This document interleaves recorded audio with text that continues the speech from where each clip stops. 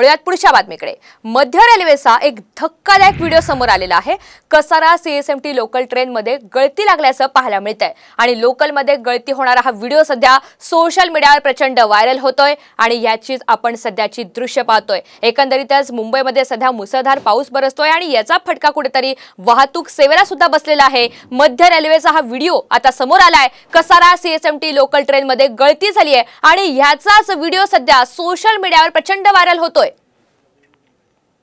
मुंबईकरांना आपण कशा पद्धतीने पाहतोय फटका याचा सहन करावा लागतोय।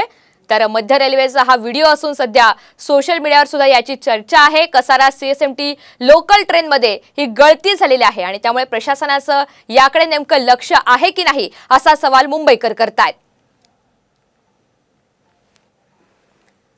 मुंबईमध्ये सध्या मुसळधार पाऊस बरसतोय आणि याचा फटका वाहतूक सेवेला सुद्धा बसल्याचं चित्र एकंदरीतच या आता व्हिडिओमधून समोर आलेलं आहे।